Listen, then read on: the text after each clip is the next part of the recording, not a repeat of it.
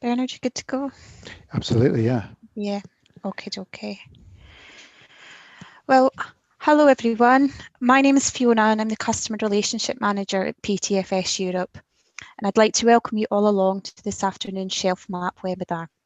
In a moment, I'll pass you over to Bernard, who will deliver the webinar. Now, there are quite a number of you that are present today on this session, so if you've got any questions, please put them in the chat. We'll monitor this throughout the presentation and I can ask Bernard for answers at relevant points, but hopefully there'll be time at the end as well for some questions. So I'd like to begin by introducing you to Bernard Scaife. Bernard is the developer for Shelfmap. He works as a data migration specialist for PTFS Europe 3 days a week, and he spends his time on Shelfmap for the other 2 days. Now, PTFS Europe are a third-party reseller of Shelfmap. Before joining PTFS Europe, Bernard had been a systems librarian in both the academic and special library sectors. So I'll now pass you over to Bernard. Thank you very much. Okay, thank you, Fiona. So good afternoon, everybody. Thank you for joining us on such a hot afternoon. It's certainly hot here in London. It's about going to go up to 33 degrees, I think. So we shall crack on. I'm talking today about Shelfmap and also wayfinding in general, and about some research which I did recently about that. So basically, what is it? It's a wayfinding system. It's designed to make it easier for your users to navigate the library, and it can be used for various things. First, you can use it to show users where rooms are. So, for example, a group study room. You can use it to show any landmarks that you might want to any that you can think of, really. Things like the help desk, the inquiry desk, photocopiers, toilets, and all those sorts of things. But also it's an innovative way of helping users to find books on the shelf, and we'll be concentrating on that today. So a bit of background, where did Shelfmap come from? Well, it was observed by me when I was working places like the Institute of Education on the inquiry desk that users found it quite difficult to navigate the library. They had trouble understanding classification schemas, and a lot of the questions we had were, how do I find this book? Where is it? So I could see at that stage that wayfinding was kind of a problem still to be solved. So what I wanted to do was to conduct some research, because it had been received very well by the students and staff where I was working, but I wanted to do something a bit more robust by doing some more academic research to see whether this was a real thing and that students benefited from having such a system available to them or not. So a prototype had been built at a previous place where I'd worked, and that's what we had based our initial sort of excitement on, if you like. But I then went on to do a Master's by Research at Manchester Metropolitan University on wayfinding in libraries. And Shelfmap was developed on the basis of the results from that research. So a little bit about the research. So Shelfmap was put into Goldsmiths University Library, and that was used as the case study environment. And we found in our results that there was a 39% time saving using Shelfmap as against not having it available. So basically the case study was find some materials, and it was observational, so I went round with them and recorded how they were finding it, interviewing the people before and afterwards. And we were trying to find out whether there was any difference from having the Shelfmap app available to them on the phone, or if they were trying to find the book without it. And that's where this result came up from. So that was very encouraging, but also encouraging was this a reduction in anxiety experienced by users who had access to Shelfmap to find materials, and a consequent increase in user self-confidence.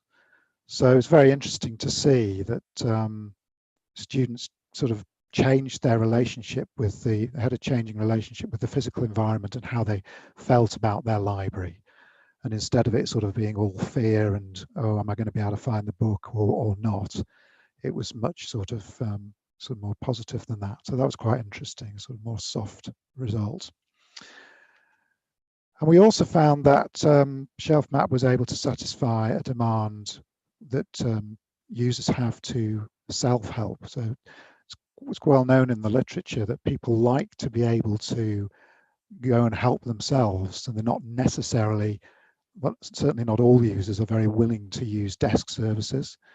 And of course, desk services are quite often closed and libraries open for longer. So there's definitely was sort of an appreciation of being able to use Shelfmap because it was a self-help service. Clearly there's a link here which we might look at later on with COVID-19.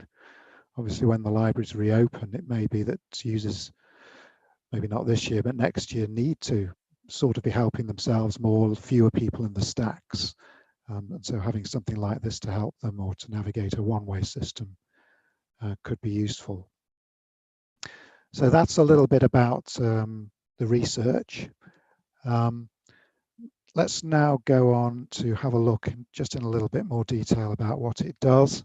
So the basic concept is that the user would find their material as usual in the library catalogue, but this time there would be a link next to the class mark in the catalogue or discovery system, or it could be in other places as well, which goes out to Shelfmap and shows a 3D plan which depicts where the book or item itself or location is located. So much better to go and look at the actual thing than do it in PowerPoint. So I'm going to jump out now. And hopefully you can see here, this is a Koha library catalogue. It's the Koha demo system. And we've integrated Shelfmap to that. So I'm going to just do a search in here.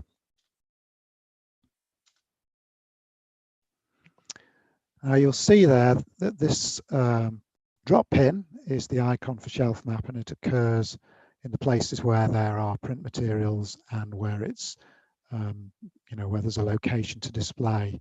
And just before I jump out, I want to just sort of point out that the research shows that lots of catalogues have information that kind of looks a bit like that.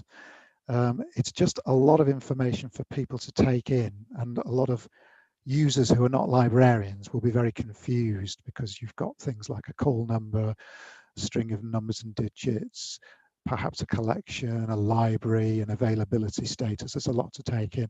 And the research shows that people want to have something there to be able to click, a sort of delivery service, if you like. And very often there isn't anything. So Shelfmap gives them something to sort of take them a little bit further, if you like. So if I click onto this one, and we go out to the application, and here is Shelfmap. Just going to minimize this. So the basic layout here is a 3D image, and I'm just going to go around this and show you the screen in a little bit more detail. So you have an ability to move the plan to whatever orientation might suit you. So if you were somebody coming in from maybe this side, you need to see where it is, you go from there. But if you were in another location, you could look at it from here. You can do things like zoom in, you can zoom out. So that's kind of that. There is also the ability to look at the plan, if you like, in an overhead projection with this button here. So if I click on that, it gives you kind of an overhead, traditional, more 2D view. The reason that's there really is for libraries where they have a very large floor footprint. If you've got a library that's as big as a football pitch, for example, you might need to have an idea which end to go to first, and then when you get there, you might then go into the more detailed view to find the last bit. So at the top here, we have the class mark of the book that we've just come from. In the bottom left here are the bibliographic details of the item, in case you need to refer to them as you're walking around, bearing in mind many people will be walking around with this on their mobile phones. On the top right here, there's the floor indicator, and if I refresh the screen, you'll see that it actually counts up to the floor in question. So we can see that this is on the 3rd floor. In the actual main body of the plan itself, we have a few things. We have the shelf itself is marked with this kind of red sort of triangulation, if you like. In this particular setup, the user has decided to use a drop pin to show where the item is located. But you can, as an option, have it as a sort of down arrow instead, sort of pointing to it. And up in this bit here, this 6 that's in a blue box, you won't know what that is unless you are sort of familiar with the research. This is what's called a stack side number. So one of the things we found was very useful is we labelled up the end caps of all the stacks in Goldsmiths library with aisle numbers, so a bit like in Tesco's. And that was incredibly well received. We branded them, so that's why they're blue here with white numbering. People loved the idea that they could actually just go and look for, you know, kind of aisle 6 or stack side 6. So that's what that one's for. And the other thing to point out is that this is totally responsive. So if I go into my developer tools thing here and look at it in a mobile view, there it is. You can see here, if I refresh that, this is an iPhone 6, 7, 8. You can kind of move it around and it follows you. And obviously users can zoom in and out in the same way on the phone.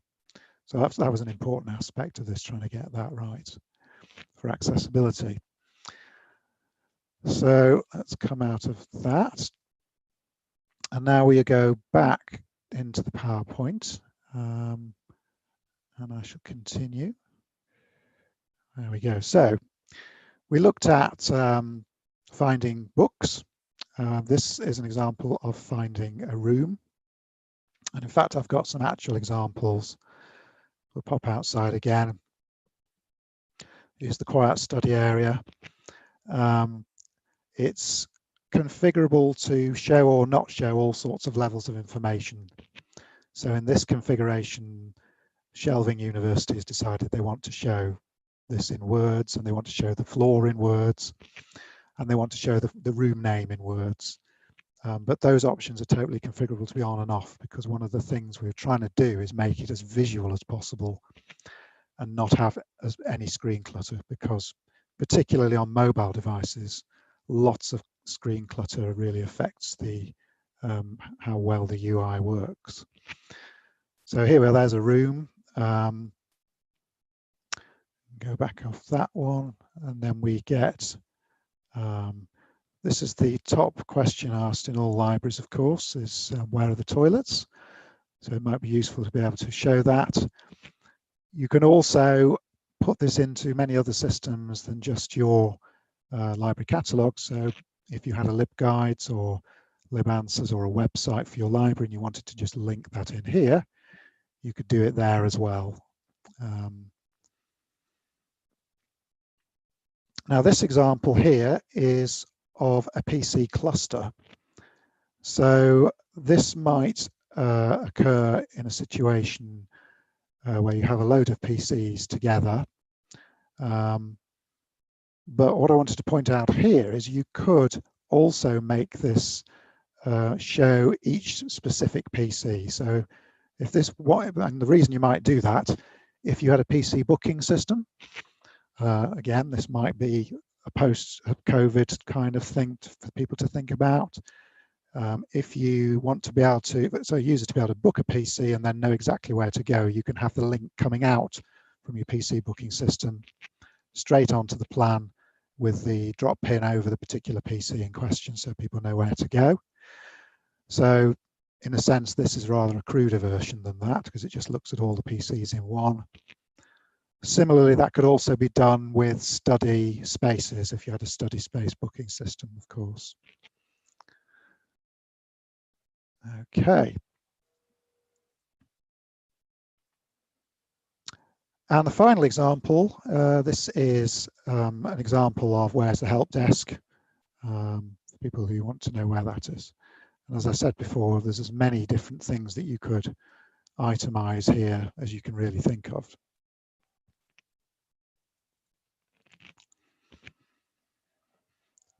Let's have a little bit of a look at some of the functional detail, what it can cater for. And the first thing to note is that it can cater for multiple sites.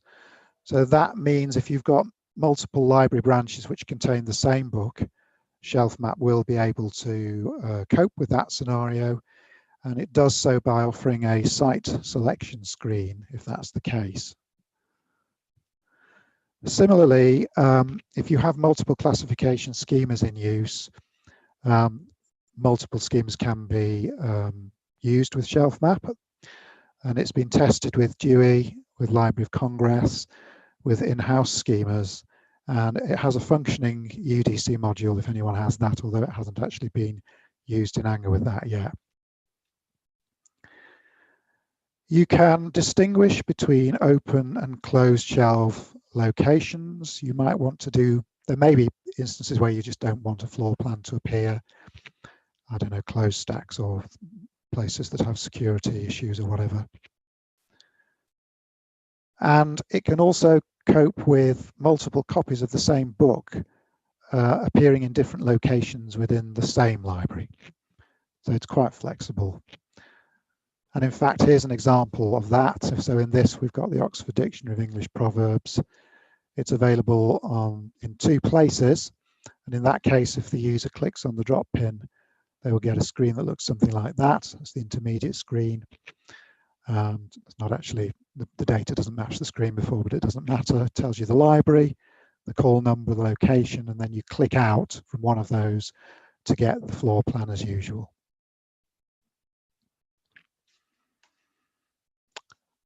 So the next thing, if there's no questions so far, is to jump into something called resolution. Resolution is about how detailed can Shelfmap get.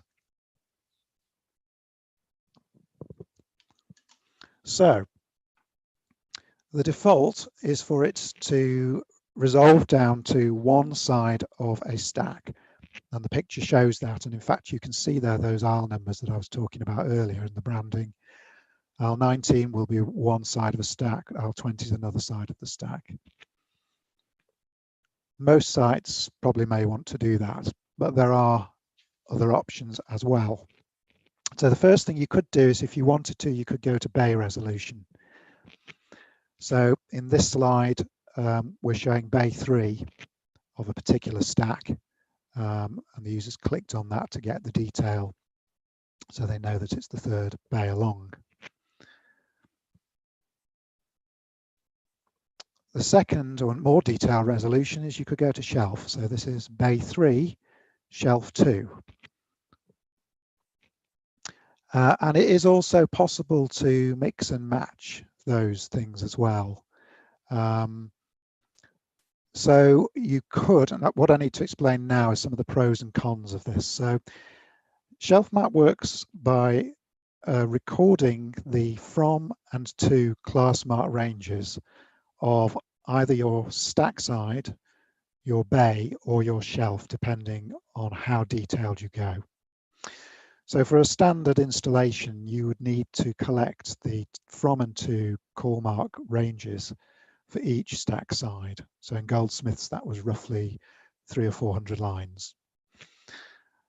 Now, if you want to go to bay level, then you would have to additionally collect 6 more class mark ranges of each bay start and finish per stack. And then if you went to shelf level, then it would be 6 shelves per bay. So you can see immediately that the overhead to setting that up becomes very large indeed if you were to do the whole library, every single shelf, for example. So you have to think of a couple of things. And the main thing is, the likelihood of those ranges moving over time due to weeding and new books being inserted, etc., etc., versus the maintenance effort to keep things in sync. And the general rule is that obviously at stack side level, there's only two ends that could go off the range. So it's much less likely that you're going to go out of range than if you go at bay level or shelf level. And as I'll say in a bit, the actual maintenance of stack sides can be relatively trivial, as I'll explain a little bit later.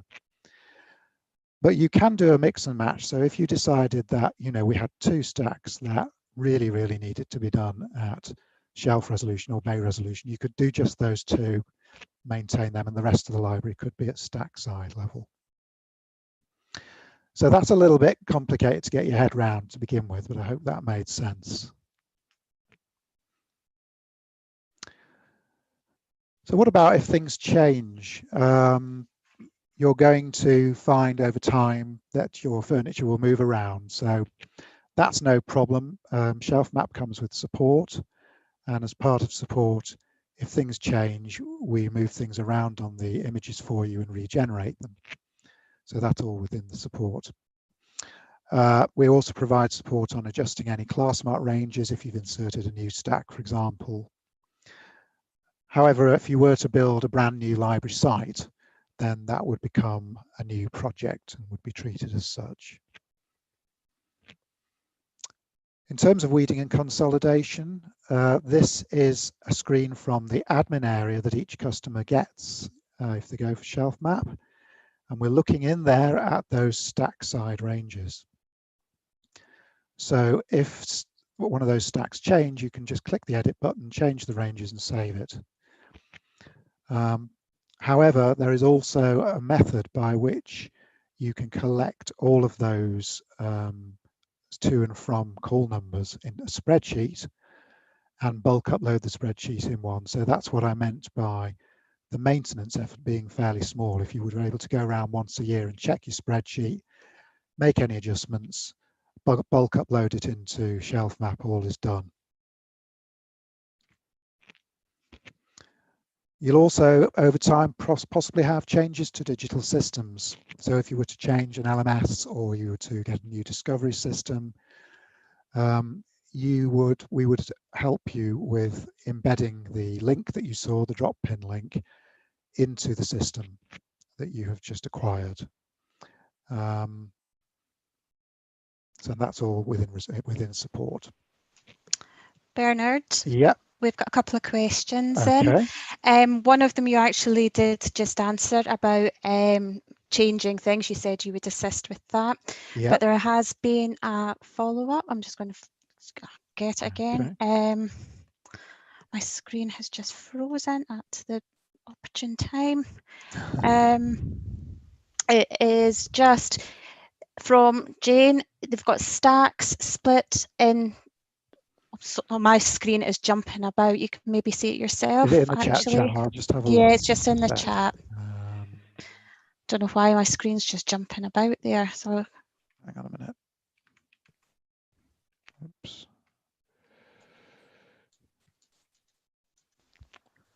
I'm just getting it back. Sorry. Yeah. Do you want me to read it out? Yeah. Yeah. We've got stacks split with shelves above and drawers below. Yeah. Is it possible to split the bay into two rather than by individual shelf, or even to split a stack into two, the top half and the bottom half, but not the bay? Into two. Split stack into two. So top half shelf, bottom half drawers. Yeah. I guess that you could possibly just, it wouldn't be really probably what is wanted, but you could just say we have two shelves over the whole bay. Call the top one shelf and the bottom one drawer. It would be a bit crude. So I would say, without having thought about it, which I'd need to do, possibly not as it is now, but something I can definitely look into, I think, definitely. Okay, thanks, Bernard. Okay. Yep, thank you. Right, let's have a bit of a look at the basics of what a project might look like. So what happens first of all is we collect basic details like the number of sites you have, the number of floors in each site, any existing floor plans you may have, like from planning or architect's drawings from when you were setting out your stacks originally, all very useful, and any contacts that we're going to have for the project. We then have a kick-off meeting where we essentially run through the roles and responsibilities of everyone in the project, and we set some timings and milestones. There'll then be a site survey, which is basically taking a lot of photographs and making sketches of the site, whether myself or somebody on there doing that for me. And from that, we can create the initial images, which are sent to the site for proofing. And that's the point where you guys would say, well, you've got that in the wrong place or whatever, or you've missed this out. And we then correct them. And when we've agreed the proofs, we upload them onto a test instance of Shelfmap. So you can see how it will actually look in place, and that's made available to you.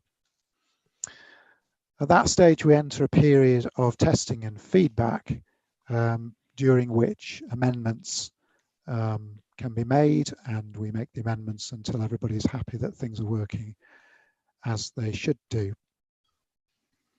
And at that point, you'll be moving to a live instance of Shelfmap, and we will be looking at helping you with integration, ensuring that the Shelfmap button can appear within your discovery system and any other system that you're wanting to embed it in. So you'll probably have spotted that's not unlike the PTFS sort of project kind of schedule. I follow something very similar because it works very well for PTFS. So it's that kind of thing. And finally, there is some optional admin training if you want to really get into some of the fine detail of the options that are available within Shelfmap. Okay. So I wanted to say a little bit about the metadata, so you have a little bit more understanding of how it's all working. We've already talked about class mark ranges of the stacks. That is kind of, if you like, the guts of the system. That's kind of from to. As I've already said, we collect those in Excel and directly import them into Shelfmap, so that's really quite easy to do. We then put in some of the basic config information, profile of your institution and the library. And then we put in locations, which we haven't talked about. Those are sort of allied to the locations that you would use in Koha, for example. It's concentrating on physical locations.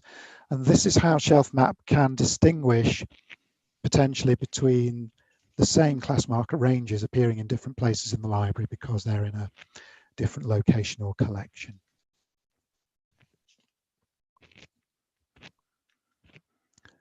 So discovery integration, these are systems that it's been integrated with already. You can see it's in Koha because we've just used it today. You can see it's in Circe Dynix. That's the one that's actually currently being used at Goldsmiths. We're just finishing that off, but it's previously been in an Ex Libris system. We've got it in Primo too, if anybody runs the Primo. In fact, both types of Primo, versions of Primo, including the latest one. But you should also remember that there are many, many other places you can put Shelfmap than just a library catalogue. So you can consider doing things like using libguides or libanswers or libcal room booking systems, PC booking systems we've touched on. You can obviously post links direct out if you're using libchat. So if somebody asks where the toilets are, you can say, well, they're here. You click that link. And another usage which has been discussed is the possibility of using reading lists like Talus. Quite a nice way of using it is for your recommended readings. You could put the links there, so it signposts those readings for a sort of greater uptake of reading usage, as it were, for those systems. So it's the message is think wide, and obviously your own website. That's an obvious one. A little bit about the technology on which it's built. It uses an Amazon Web Services 2 instances, a production and a backup, and it auto detects problems that are on live and falls to backup if necessary.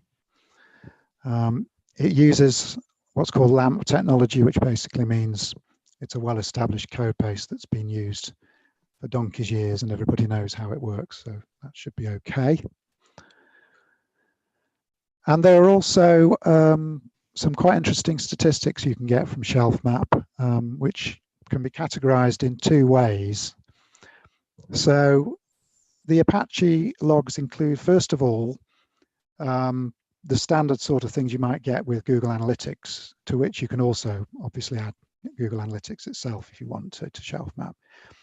But that's things like the browser type and where the user is from in the world and whether they were on a mobile device, etc., etc. But what is quite interesting also is that you can look at what users have been trying to retrieve in the library in a way that wasn't available to you before. So in your system, when they click on that Shelfmap link, it takes the bibliographic number, and that is in the log. So you can use that to sort of tell which books it was that people didn't just look at on the catalogue or didn't just check out from the library, because that's the only other chance you've really got of knowing that people used it, but that they actually clicked on it. And if they clicked on it, there's a good likelihood that they were intending to go up and find it.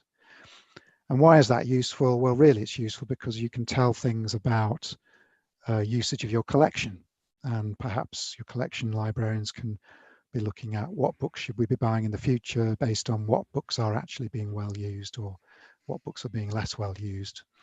So that's quite an interesting one, I think. And yes, as I've said, you can just use straightforward Google Analytics. Can I ask a couple of questions, Bernard? Yep. So I've got a question again here. We also don't always have ranges of shelf marks. Could we just specify the exact shelf marks in a particular stack? Yes. Now, if you're saying that basically there's one shelf mark that covers the entire stack, then you basically put that same value in the start and the end, and that's how it would know to go there. I think that's possibly what that means. Great, thank you. And a second question, if we have reading lists in Koha in the OPAC, can they be integrated with Shelfmap, the reading lists? Well, that's a good question. I'm not particularly familiar with how should be able to, because they're just bibliographic records, so they would reading list displays just like a set of results. So exactly like the example you showed a little bit earlier on. So it'll just be a bit of jQuery, similarly, presumably. Yeah. That should be fine. Right. Yeah. Okay, great. And just a follow up to the previous question, Bernard. Your answer wasn't entirely what was being asked. No, I thought it might not be. The question continues. We have a printed music scheme that is just words, but they appear in score order, not in alphabetical order. So to do with the ranges of the class marks. So that, you mean like score A, score B? Yeah. Is that what we're talking about? If that's what we're talking about, then you could do score A to score A, or score A1 to score A999, or score A1 to score C99, or whatever. Hopefully, perhaps that is more what we're looking for if I'm understanding it. But if not, we can perhaps bring that at the end, and when we've got people on the chat, and we'll talk about it. Great, because there's a bit of follow up, but let's come back to that one at the end. Thank you. Okay. So moving on now to support. So as I said earlier, support is included in the service. You get that dashboard that I showed you, and its support includes things like the hosting of the server and remote hosting, that is, an application support, help with embedding to interfaces, changing of your images where you're moving furniture, and yeah, help with maintaining those class mark ranges and answering the question that we just had before, in fact. And here is just some screenshots of that admin area. So this is for Goldsmiths, that's where they log in. And this is the screen where you can edit your stack sides from, which we actually looked at before. You can search by institution or location to narrow them down and edit them directly. Or else you can choose to bulk upload and it will overwrite those, which is quicker for lots of them. And this is just where you would add any new support calls, and where you could view your calls and the answers and the interactions. Can the app be branded, Bernard? Is another question can that's be come in branded. with the local logo and such like. It can be, indeed. It can be very, very much branded. So you can change, in fact, Goldsmiths were very hot on this. They wanted to change all the colors. You can change the fonts if you want. You basically get your own CSS file to do that. And yes, if you wanted to change that shelf map pin on the top left, we could override that with the institution logo if you wanted to as well. Okay, great, thanks.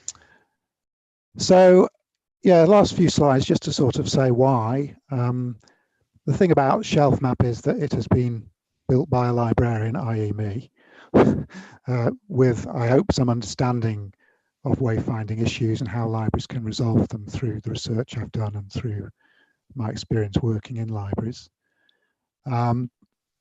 It's got this great interface, I think. It's modern, it's device neutral, it's fairly intuitive, and that's certainly what we're trying to work towards. And it allows you to kind of open up your library space to your users in a way that might be quite attractive, particularly at a time like this. In terms of costs, I think it's pretty good, pretty competitive when compared to the competitors. And I think, as I've said, you've got this. One of the main things is you can find the books in library and get better value from the money you spent on your print resources, or will do next year anyway. You think of that use of recommended readings, the whole thing of making it much less challenging for users to find stuff means that the student experience or the user experience improves, and you're getting better value from your book budgets. Yes, of course, libraries have been moving to self-service for some time. This would allow a further element of that if you wanted to do that, and it might be able to fill a gap so that some of the staff can be put onto some more value-added activities. Obviously, in COVID-19 times as well, as I've said earlier, could well be a useful way of helping with that social distancing, and that perhaps increase in people wanting to self-help.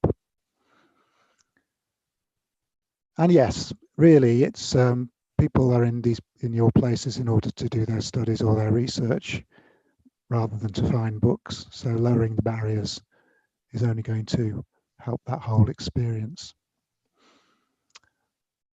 So yeah, that's what I have, and thank you for listening. And any and all questions are now welcome. And we can unmute perhaps. Yeah, so there's no further questions on the chat, Bernard, but Okay. perhaps Jane might like to expand on her question. Sure. I can. Oh, she's unmuted now. So Jane, do you want to say a bit more about your question, please? Yeah, it's Bernard's going to hate me. We with the printed music we have, it just goes into things like flute tutors and studies, jazz flute, guitar, violin. So and the order they are in the shelves is completely not alphabetical. Oh, I see what you're saying. Grouped into woodwind and then strings and so on and so forth. So putting a range in would kind of be very tricky. Yes, I understand what you're saying. Now, depending on, there's one approach I can think of, although you might not like it, is that depending on how many categories you have of them, you effectively do an entry for each one. So jazz flutes would have its own thing, because we associate that obviously with the place on the floor plan where the pin will appear. So that might be one way of doing it. Maybe there's a few of them that do go together. Yeah, certainly with the drawers, we could go down to drawer level. With the shelves, it's trickier, but yes, you're right. There could be, but it needs to be either a range or one specific shelf mark. That's right. You can't have multiple ranges in one kind of drop pin, if that's what I think that's what you're asking for, isn't it? Yeah. It doesn't. I say it doesn't. I mean, what I do wonder is if I was to put multiple entries with that in that go to the same thing that had all the different permutations, it might do. Yeah, it's the sort of thing that's quite hard to answer theoretically, but one of the things, if you were interested in taking it further, I'd do some experiments with that. Yeah. Possibly in the demo, we'd put a few test records in and see what that did. That's part of it. Yeah, there are certainly places where we could go down to an individual drawer. Yeah. Or indicate the first drawer. If we can't do, a cluster of 5 drawers at the bay, if we just indicate where the first drawer is. Yes. Close enough. So the drawers go along from the bottom, is that right? Or they go down? Depends where you are, but yeah. Ah, right. Yes, but no, it's like we could fiddle something. I mean, it's the sort of thing where I think it's worth saying that Shelfmap is, at such an early stage at the moment that you guys, you would be the customers. So if that's something that you need to do, then it's going to be in my interests to look at how easy or difficult it would be to do that.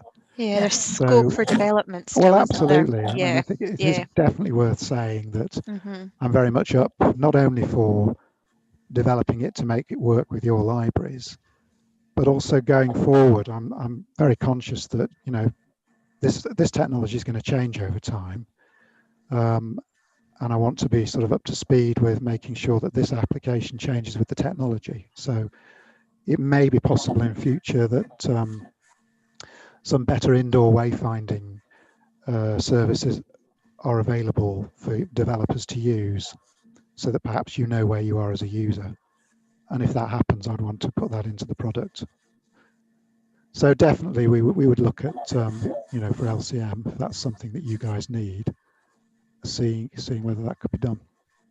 Yeah, thank you. Great, thanks Bernard. I have another question on the chat from Patricia. They're asking, do they need to have a physical server assigned to hosting Shelfmap? And if so, can it be hosted in the cloud? Well, it is all hosted in the cloud. There is no local server provision of Shelfmap. So that stuff is all basically managed for you on support, and basically you'll get a sort of virtual machine basically in the cloud with your instance of Shelfmap on it. But obviously that's kind of narrowed down to your institution, as it were, so only you can access it. Okay, thank you. No other questions on the Zoom chat at the moment. Jonathan, are there any on the YouTube chat? Let's just double check. No, I'm not seeing anything here. Okay. So does anybody have any final questions for Bernard before we sum up? You can see my email at the bottom of the screen there, so feel free to email me as well if you have any further questions. I'm very happy to provide any indicative quotes to people as well if you'd like me to do that, so just drop me an email. Yes, certainly. Okay, so yeah, just to reiterate what Bernard has just said, I hope you found this webinar useful this afternoon. And if you do have any further questions, get in touch. And if you'd like any more information, then please do get in touch with us as well. If there's no other questions, then thank you very much for your time, everybody, and Yep, speak to you thanks, soon. everybody. Thank you. Okay, see you later. Okay. Thank you very much. Bye-bye. Bye.